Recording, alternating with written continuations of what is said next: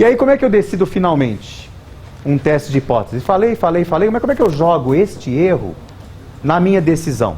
Eu já tenho o critério, eu já tenho o sarrafo, eu já tenho a baliza a partir da qual eu decido se eu caio para lá ou para cá. E é mais ou menos assim mesmo, se eu fico com a igualdade é de um lado, se eu fico com a diferença é do outro lado. Não é isso? É uma porteira, é um portão. Para fora e para dentro de uma certa característica. Qual é essa característica da decisão? É justamente a distribuição. E no caso de hoje, é a distribuição de Gauss. Eu tenho uma curva, não tenho, que representa o fenômeno? Eu tenho uma distribuição, uma função matemática, e eu posso delimitar uma região a partir da qual eu faço essa comparação. Está dentro da curva ou está fora da curva? Então nós vamos ver isso agora desta maneira, né?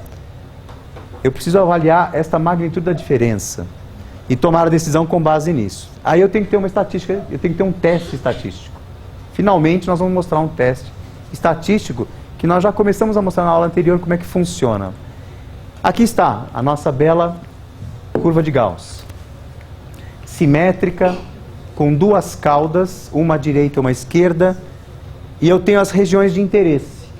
Como eu falei para vocês, o que está perto daqui da média, se uma média é parecida com a outra, elas estão próximas numericamente. Elas não são idênticas numericamente, mas elas estão próximas. Isso significa que uma média vai cair dentro da zona de distribuição central da outra média.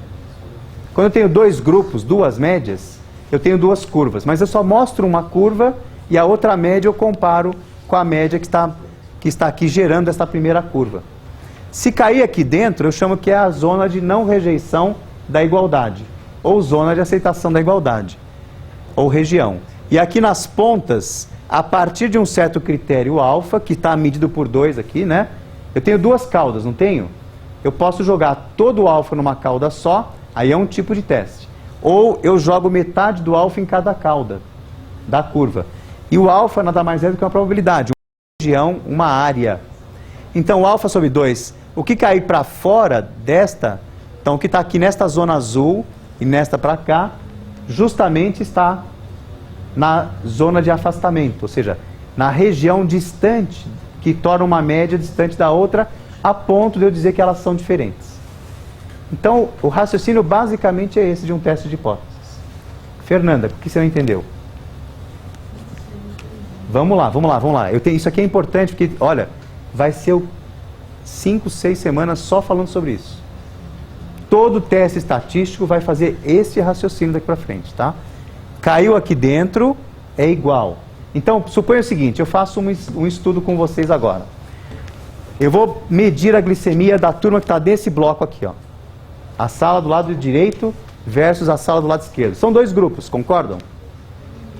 Faz de conta que sentar do lado perto do professor é uma característica mais doce. Então a pessoa tem a glicemia mais alta. Tá bom? Sentar longe do professor, o pessoal é mais amargo, mais distante, não quer muita contato com o professor. Então, glicemia mais baixa. Uma bobagem, tá certo? Mas de qualquer forma serve para a gente brincar um pouco, é bom.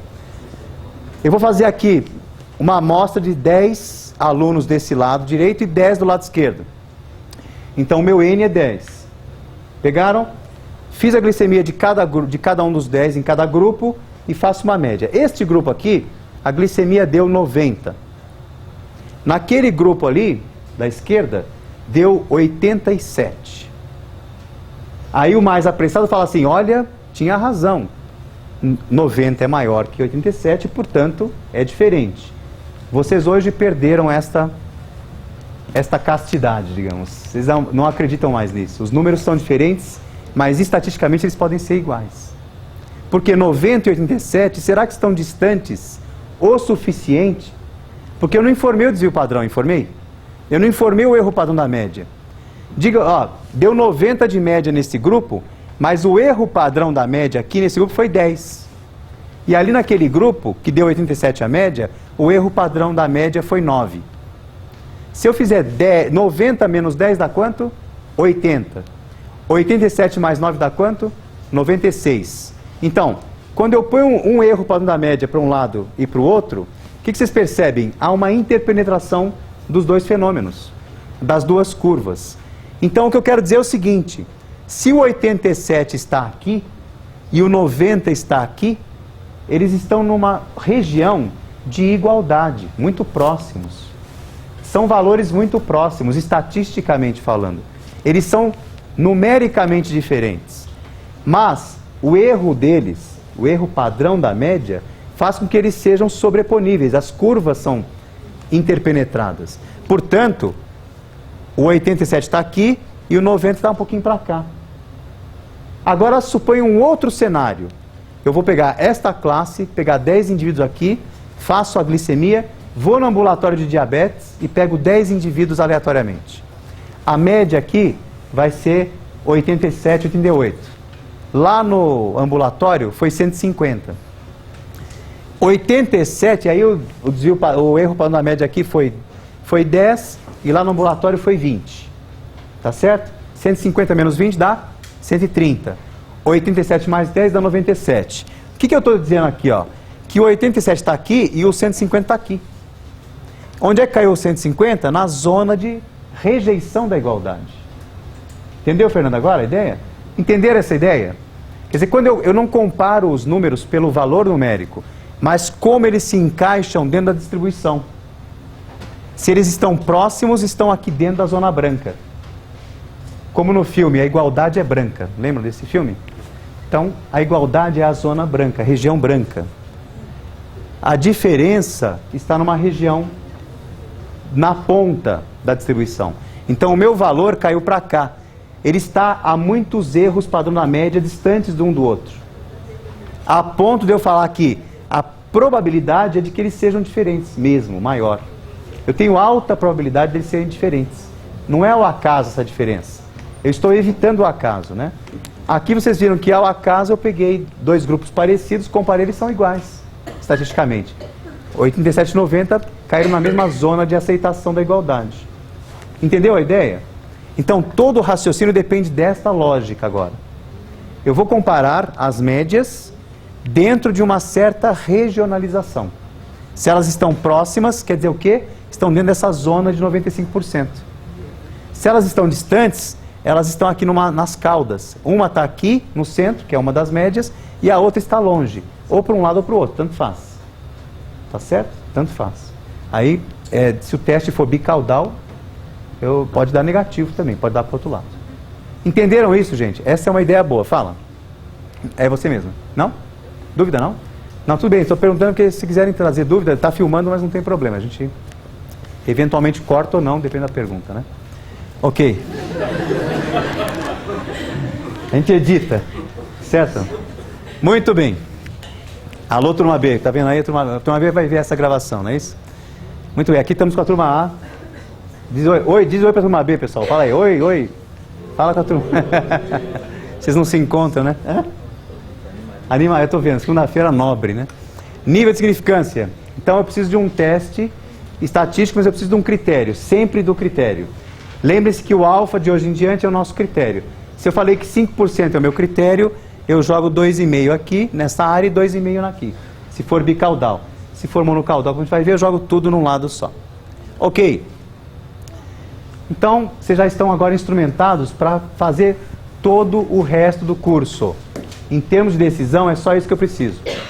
Por isso que essa aula é fundamental. Hoje nós vamos para a aula prática fazer o teste Z, que eu vou mostrar agora.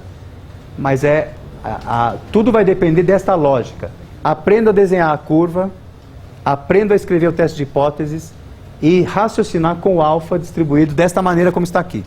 Este gráfico, esse tipo de figura é essencial na decisão. Façam isso no rascunho sempre. Sempre desenhem, porque vocês vão decidir em cima desse ponto, tá bom? Então nós vamos exercitar isso agora para sempre. Até o final do curso vai ter um tipo de exercício dentro dessa característica aqui, tá bom? Muito bem, já antecipei um pouco a questão. Existem dois tipos de testes de hipóteses, o bicaudal e o monocaudal.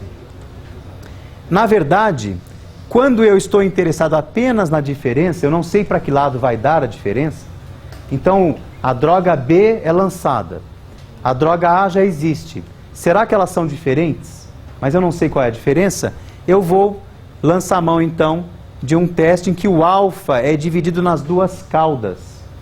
Porque como eu não sei, é um fenômeno novo, eu não testei ainda, não sei para que lado vai dar a diferença, então não há risco, né? Eu vou dizer assim, eu não sei se a droga B é maior ou pior, maior ou menor do que a droga A. Portanto, eu quero saber só se são diferentes. Porque eu também posso por que isso é importante? Porque às vezes eu lanço um produto mais barato, né? Eu estou lançando um genérico, por exemplo, daquele produto conhecido. Na verdade, eu não preciso testar se o genérico é melhor. Claro que não vai ser, é o mesmo sal, é a mesma droga. Eu quero saber se é a empresa que está produzindo o genérico, se a fábrica, a indústria farmacêutica que está fazendo o genérico, faz um produto igual. Então, o meu teste de hipótese, na verdade, agora é para ver a igualdade e, alternativamente, a diferença. Entenderam o raciocínio aqui? Nem sempre eu quero testar que a droga B é melhor que a A. Às vezes eu quero apenas saber se elas são iguais. Então eu tenho que fazer um teste de hipóteses também dessa natureza aqui. As duas médias são iguais, hipótese nula, ou elas são diferentes. Isso impõe que eu faça uma divisão do alfa nas duas caudas, que eu não sei para que lado vai dar, né? A diferença. Então eu tenho que jogar um alfa. O que acontece quando eu divido o alfa pela metade? Fica mais rigoroso o meu teste. Então, muitas vezes a gente faz ensaios clínicos que começam pela igualdade e pela diferença simplesmente, com alfa que vai dividido pelas duas caudas. Isso torna o teste mais rigoroso, mais apertado, né? Porque aí isso aqui virou 2,5% essa área. Esta área interna ficou maior, a área da igualdade ficou um pouquinho maior. Então, para provar a diferença fica mais difícil, tá bom? Eu tenho que controlar muito bem aqui o erro beta. Como eu falei, o erro beta controla a igualdade, né? O alfa controla a diferença, mas o beta no futuro vai ser importante para controlar esses tipos de teste de igualdade. E o monocaudal tem dois jeitos de ser monocaudal. O monocaudal para a direita, o Mi é maior que o Mi zero, o Mi que vem para cá, né? Para a direita, ou o monocaudal à esquerda, o Mi é menor que o Mi zero na alternativa. Então, quando é que eu sei que eu vou usar um teste monocaudal ou um bicaudal? No enunciado do meu problema, eu estou dizendo assim, a hipótese alternativa é, será que a droga A é diferente da droga B? Porque a igualdade está sempre presente, né? Percebam que a igualdade está sempre dentro da hipótese nula. Então, quando eu construo a alternativa, é quando eu defino como será o teste, bicaudal ou monocaudal. Então, se eu falar em só diferença, é bicaudal. E o único jeito de ser bicaudal é ser só diferente. E o monocaudal tem dois jeitos. A droga é maior, melhor, e a droga é pior ou menor. Tá bom? Compreendido isso? Então vamos ver o teste Z. O teste Z, se bem vocês se lembram, decorre de que curva? A curva normal, a curva de Gauss padronizada. Lembra da curva Z que a gente mostrou a semana passada? A tabela Z? A padronização? Que eu posso pegar os dados de glicemia e padronizar para uma tabela única, a tabela Z. Daí, eu posso montar um teste que foi chamado de Z também, consequentemente, que ele se baseia naquela tabela única que é a tabela Z. Tá certo? Então, como é que eu construo um teste de hipóteses com o teste Z? Primeiro, né? Eu preciso atender essas duas condições aqui. No teste Z, obrigatoriamente, isso é muito importante, eu tenho que conhecer a média e o desvio padrão. Pelo menos uma média de referência. Tá certo? Isso vai acontecer quando na nossa vida de pesquisadores? Quando é que eu conheço a média e o desvio padrão? Rarissimamente, né? Porque eu não conheço a população inteira. Você vai trabalhar, por exemplo, com artrite reumatoide. Você atendeu todos os pacientes do mundo com artrite reumatoide? Tem acesso ao banco de dados de todos os pacientes? Para saber a média de uma certa variável, que inclusive é nova, um anticorpo novo que eu estou estudando? A gente não sabe isso na prática. Por isso que nós vamos ver daí para frente, nas semanas seguintes, os testes que foram necessários, que foram criados por conta dessa nossa falha de dados, né? Quem é que conhece perfeitamente a média e o padrão de algum fenômeno? Geralmente, em biologia isso não existe. E geralmente em medicina muito menos. Algumas áreas de exatas, nós temos um controle mais absoluto da população de um certo fenômeno, de uma certa amostragem. Então, numa fábrica, é mais comum eu ter acesso a um lote muito mais significativo que me gera uma média muito próxima da real e um desvio padrão muito próximo do verdadeiro. Portanto, em alguns setores, a estatística usa muito teste Z. Nós vamos aprender a usar o teste Z apenas para entender os próximos que decorreram dele, tá bom? Mas o teste Z será usado hoje, na aula prática, etc., para vocês terem uma ideia de como funciona o mecanismo de pensar, de raciocinar, decidir com o teste de hipótese. E como é que eu faço o teste de hipótese aqui, com o teste Z? Lembra dessa continha? Eu transformo tudo para um número Z, que é o número de desvios padrão da média. Nada mais é do que a média menos aquela média verdadeira que eu conheço, a média que eu obtive na minha amostra, né? Sobre o erro padrão da média agora. Antes era o desvio padrão, lembra? Eu falei que nós vamos usar então agora o desvio padrão das médias, o erro padrão da média. Portanto, nesse caso, a conta fica muito parecida, né, no teste Z, nada mais é do que fazer o número de erros padrão da média distantes da média verdadeira. Tá bom? Então o teste Z é simplesmente transformar a minha medida média em distância da média verdadeira em erros padrão da média. Tá? Então eu vou ter um número Z, vou jogar na tabela, vou saber qual é a probabilidade da distância. Se ele caiu perto da média, se ele caiu no centro, né? Perto do centro, ou se ele caiu na cauda distante do centro. Tá bom? Então tá aí. Agora nós vamos pegar um remédio que tem nome. A nifedipina. Né? Ela é um vasodilatador usado na hipertensão arterial. E aí, ela estava sendo lançada lá pelos idos quando eu estava sendo formado, em 82, certo? Com grandes simpósios e brunches e cafés maravilhosos. E aí, funciona? Será que nifedipina é bom para tratar a hipertensão arterial? Vamos testar? Como é que a gente testa isso? Nós sabíamos, né, primeiro, que ela tinha um efeito colateral indesejável. Por ser um vasodilatador, ela aumentava a frequência cardíaca. Ela baixava a pressão arterial, mas por dar vasodilatação, o coração tentava compensar isso com aumento de frequência. E isso é um efeito que pode parecer pequeno, mas pode desencadear arritmias, não é? Pode dar problemas clínicos e para gerar doenças importantes. Uma arritmia passa a ser muito importante.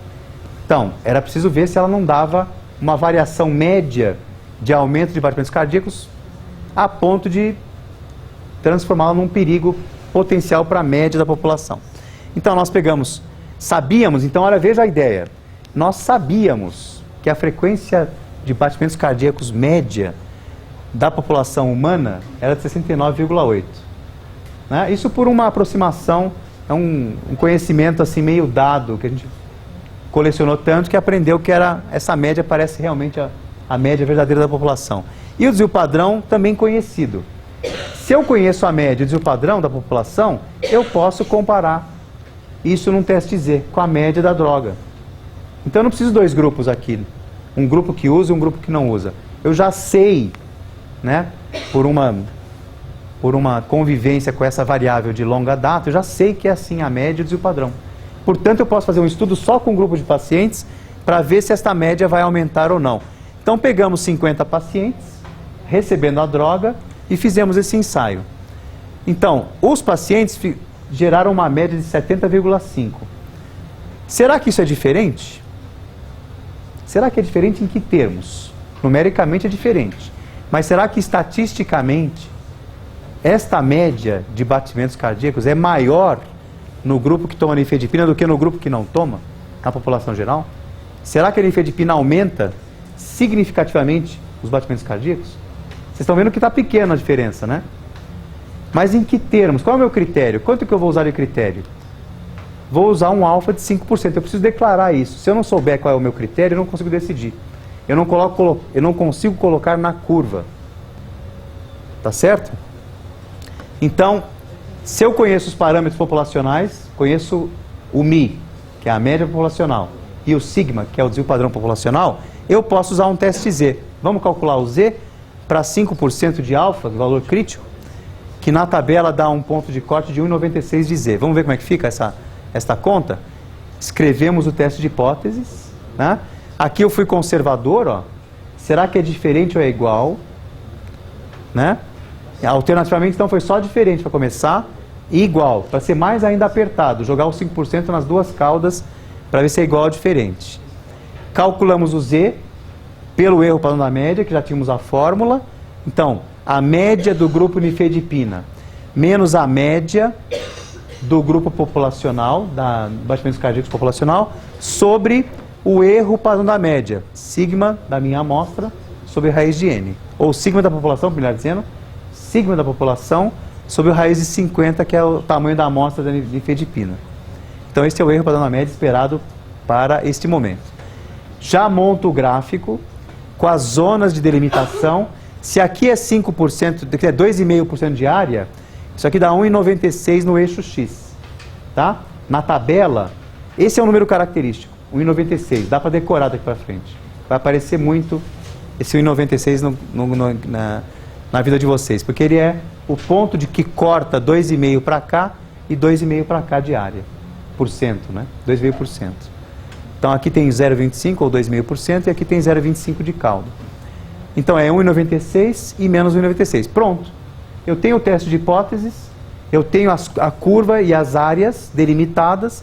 Agora basta fazer esta conta, saber quanto que a frequência média de batimentos cardíacos dos pacientes se afasta da população geral, em termos de Z, e fazer aquilo que muita gente gosta, pornográfico. Tá certo? Tem gente que gosta, então nós vamos atender uma certa demanda aqui também neste curso para vocês. Vamos pornográfico sempre que possível. Tá bom? Tá aqui. Regra de decisão. Se o Z obtido aqui for menor que menos 1,96, o que eu falo? A média é diferente da outra. Então, essa é a primeira possibilidade. Se por outro lado, o Z cair na outra ponta, na região azul, eu também digo que eles são diferentes. Tá certo? E se o Z cair em qualquer parte deste intervalo branco aqui, eu digo que as médias são iguais. Está montado o teste de hipóteses, resta calcular, saber este valor de Z e jogar na região para aceitar ou rejeitar H0. Surge aqui um outro personagem da nossa história, da nossa vida, que é o valor de P. P minúsculo nada mais é do que um valor de probabilidade. O que nós vamos fazer é, ao obter Z, eu tenho uma repercussão em área. E área é probabilidade. Área embaixo de curva é a mesma coisa que probabilidade, não é? Nós aprendemos isso nas outras aulas. Área de um gráfico qualquer, embaixo da curva, é a mesma coisa que uma fração daquela curva, da área total. Portanto, é a probabilidade. Então, eu vou obter o valor de P, que é famoso porque aparece em todo artigo científico que usa estatística. Então, o autor fala assim, houve diferença significativa, P menor do que 0,001. Então, quando vocês leem um artigo, quem já leu o artigo científico aqui, por favor, levanta a mão. Pouca gente. Quem não entendeu a pergunta? Então, artigo científico é uma publicação de algumas poucas páginas, onde um autor ou vários autores colocam resultados de um protocolo de pesquisa. E geralmente é muito comum que nesses relatos seja feita uma estatística. E aquilo que é significativo, o autor coloca um valor de P. A probabilidade daquele fenômeno acontecer ao acaso é menor do que menor que 1%, menor que 0,1%. Então, este P deve ser decodificado daqui para frente para vocês como a probabilidade daquilo acontecer ao acaso. Se ele é menor do que o alfa, eu aceito a diferença, porque é muito baixa a probabilidade, então, de ser ao acaso, então eu rejeito a igualdade e aceito a diferença. Agora, se o P é maior do que o alfa, a probabilidade de acontecer ao acaso é maior do que o meu critério de máximo erro. Então, se o P é maior que o alfa, eu aceito H0. Tá bom? O que o Minitab vai fazer para vocês é dar o P. O Minitab trabalha e já calcula o P para vocês, diretamente. Você tem o alfa, compara com o P e usa esta lógica aqui. Pode colocar no gráfico também. Deve, porque vocês entenderão como raciocinar espacialmente com o fenômeno. Aqui com a decisão. Aqui com o tempo a gente já raciocina assim direto, sem o gráfico, tá bom? Então vejamos retomemos o exemplo. Sabíamos que a população tem uma frequência cardíaca média de 69,8 batimentos por minuto. E que o desvio padrão populacional é de 1,86. Estou autorizado a usar teste Z, só nesse caso. Eu conheço bem os parâmetros populacionais, né? Hoje nós vamos fazer de conta que a gente conhece tudo lá no nosso banco de dados, tá bom? Mas só fazer de conta. Próxima aula nós vamos retomar o mesmo banco de dados, usando outros testes mais pertinentes e apropriados. O nosso grupo tomando a droga, nifedipina, deu uma frequência média de 70,5 batimentos por minuto.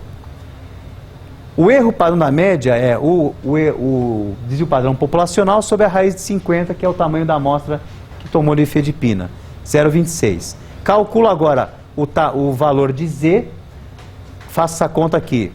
Turma que tomou nifedipina, menos a média populacional sobre o erro padrão da média, deu 2,69 erros padrão da média de Z. Ou seja, olha que interessante. Este valor aqui se distancia deste outro em 2,69 erros padrão da média. Antes de eu mostrar qualquer coisa, né, e já está mostrado aqui na verdade, a probabilidade de ser ao acaso isso é de 0,3%, 0,4%. É menor que 1% a probabilidade de acontecer ao acaso essa distância. Essa distância é grande ou é pequena? Agora, 70,5 olhado em comparação com 69,8 parecia um famoso cagagésimo de diferença, né? Não é? Oi? Fala, Paulo. Eu sei. Não, tá gravado, tudo bem. Tá fechado é para os amigos aqui da turma 99, não é problema. Vocês não se incomodam, né? Os proctologistas talvez fiquem um pouco incomodados. Mas aqui no caso, eu vou rejeitar H0 por quê? Porque essa distância é grande. Parecia pequena, não parecia? Se vocês tivessem que chutar antes de fazer o teste estatístico, vocês falariam o quê? Que a nifedipina não mudava nada. Porque 9,8 para 70,5 é uma diferença de 0,7, não é isso? Correto ou não? 0,7, nenhum batimento cardíaco de diferença. Acontece que isso é uma média. É uma média. É uma média que aumentou significativamente. Então eu posso dizer que a nifedipina aumenta, ou melhor dizendo, ela muda a frequência cardíaca, porque o meu teste de hipótese foi da diferença, né? Se eu jogasse com o maior que, daria de novo a mesma coisa, né?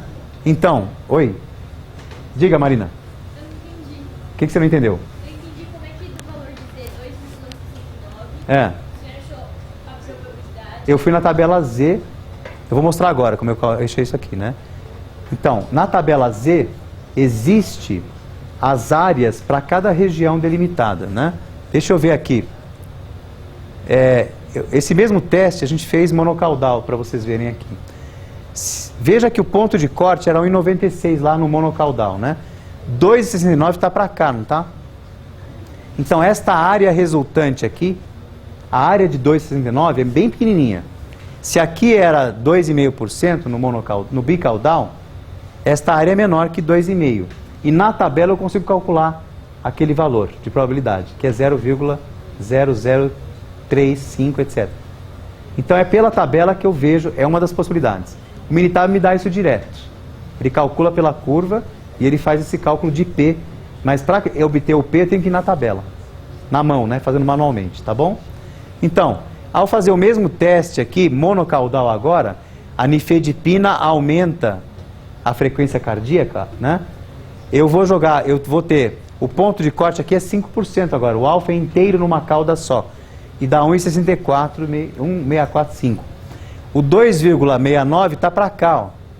Então é uma área pequenininha. Imagina que isso vai caindo, caindo, caindo, nunca encosta, que é assintótico.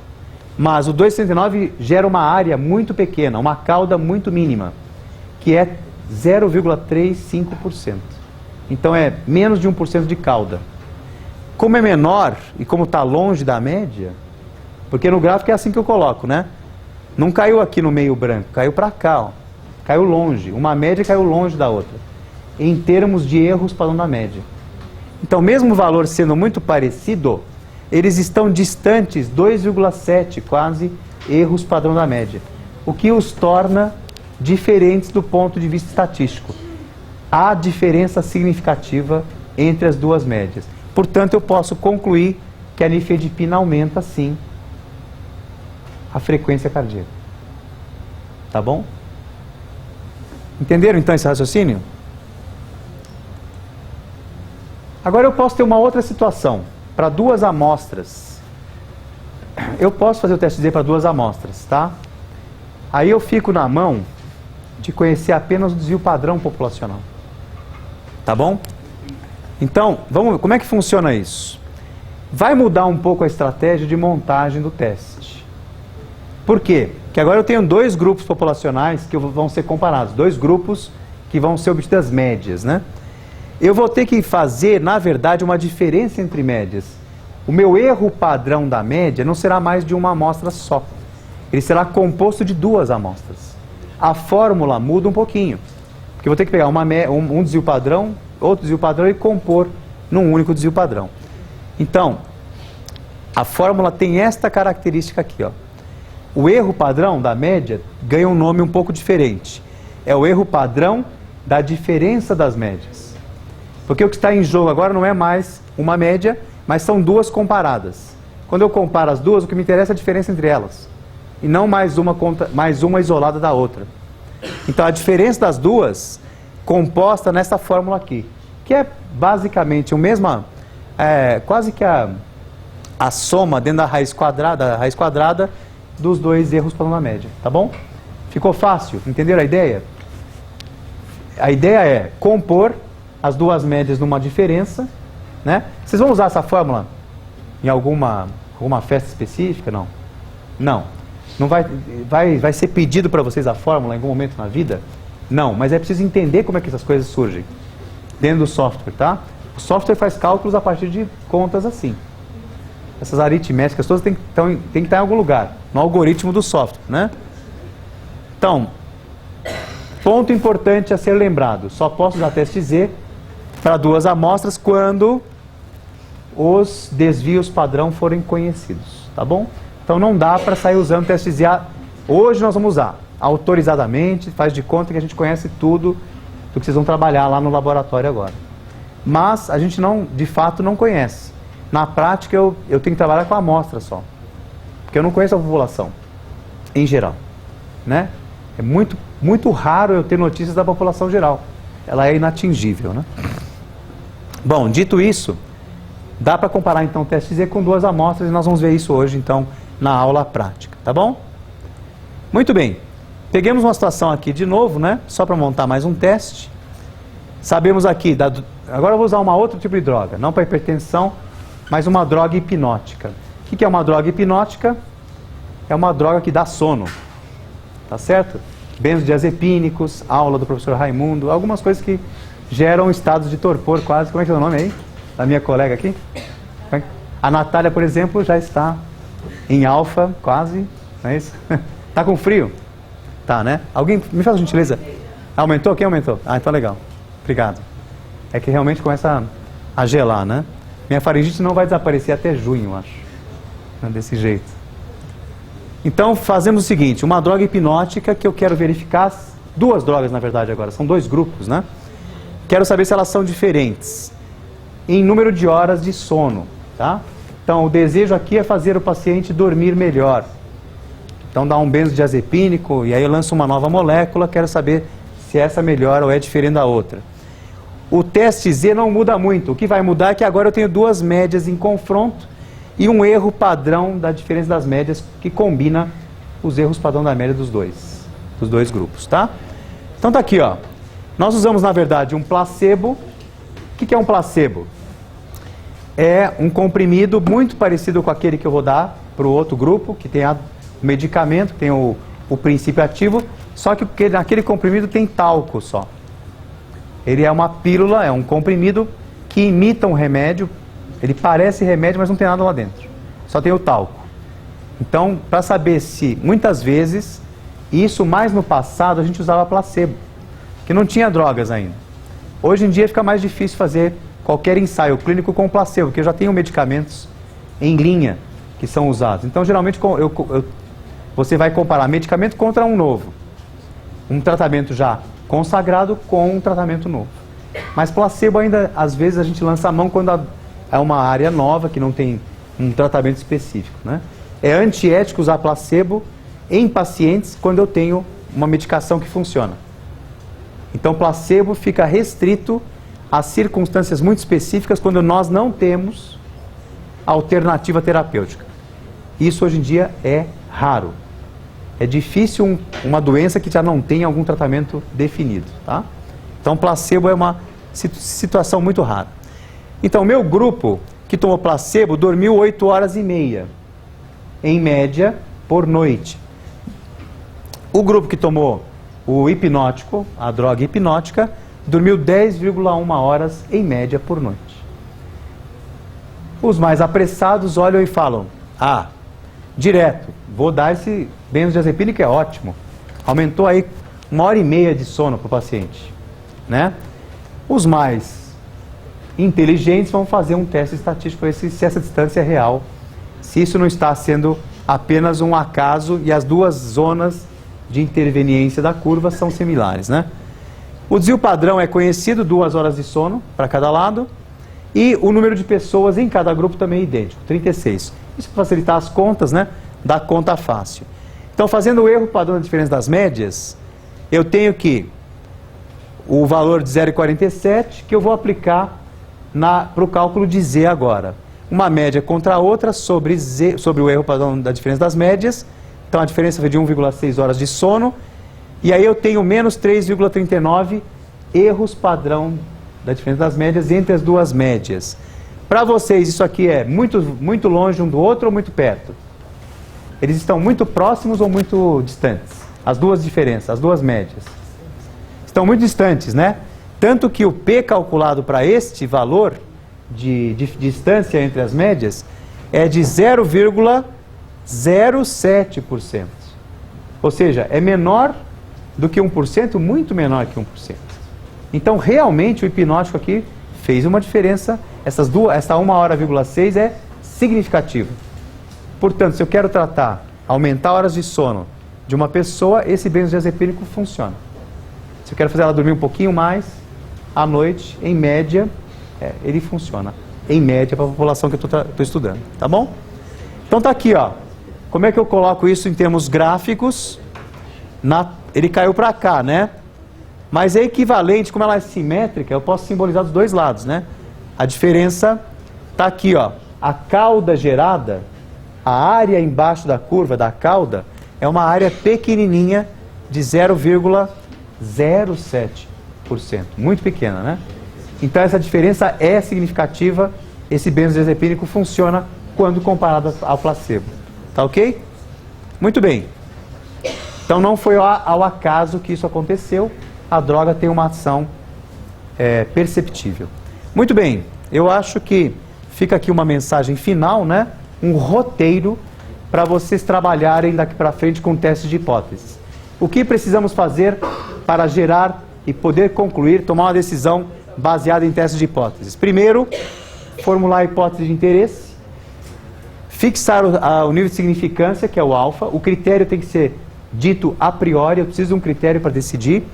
Escolher o teste estatístico, hoje nós não temos como escolher, apenas escolheremos o Z, mas a partir das semanas que se seguem, teremos testes para escolher com base em critérios outros, né? Concluir se rejeita ou não H0, H0 é central, é ela que eu vou aceitar ou rejeitar, e se a probabilidade observada ao acaso for maior que o alfa, o P for maior que alfa, eu rejeito H0. Se o P, por outro lado, for menor que o alfa, eu aceito H0. Tá? Não, desculpa, mas se o P for maior que o alfa, eu aceito H0. Está errado aqui, hein? Trocaremos esse slide em breve. Então, se o P for maior que o alfa, eu aceito a igualdade. Então, a probabilidade do acaso é maior do que o meu critério. Se o P for menor do que o alfa, nós rejeitamos H0 e, portanto, aceitamos que são diferentes. Tá bom? Então, corrigiremos isso aqui antes de pôr no ar. Oi? Lá no programa aparece nível de confiança. Nível de confiança. É o intervalo de confiança. Não, Entendi. menos alfa. 1 menos alfa. Então, Para você, o professor Samishima lembrou uma coisa importante. No Minitab, ele trabalha com a diferença 1 menos alfa, que é o nível de confiança. Então, ao invés de ter o nível de significância, que é alfa, ele nas opções está escrito nível de confiança, tá? Que é 1 menos alfa, que é a zona branca, é a região branca. Então, ele vai dar 95% ao invés de 5%. Conforme o menu do Minitab, né? Alguns menus ele entra com alfa, alguns menus entra com o nível de confiança. Muito bem. Intervalo e depois... Diga lá. Antônio Carlos. O senhor mostrou que um teste que mostrava que aumentava da perspectiva, eu não entendi como um estudo estatístico pode ser bicaudal. Ele é bicaudal quando você não sabe a priori a diferença para que lado vai dar.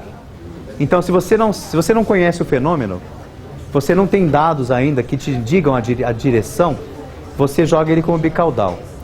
E, ainda mais, quando eu quero trabalhar mais centralmente a igualdade, eu também jogo com bicaudal.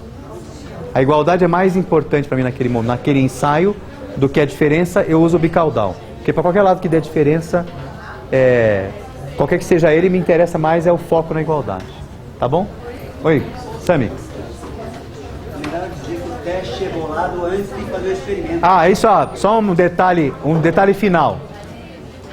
Nenhum teste é feito, nenhum protocolo deve ser feito antes de saber qual é o teste que eu vou usar também, né? Eu devo fazer uma projeção disso, porque eu não posso rodar o experimento e sair testando o que dá certo. Entenderam isso ou não? Todo protocolo de pesquisa deve antever qual é o tipo de variável, qual é o teste estatístico, a análise estatística que eu vou usar no futuro. Porque disso depende o cálculo amostral também. Então você não primeiro coleta os dados, depois vê o que faz. A boa prática clínica, em ensaio clínico, ou em qualquer pesquisa, demanda que você prepare tudo antes. Essas etapas devem ser, inclusive, propostas para a comissão de ética em pesquisa. Então, vocês que estão começando, comecem direito.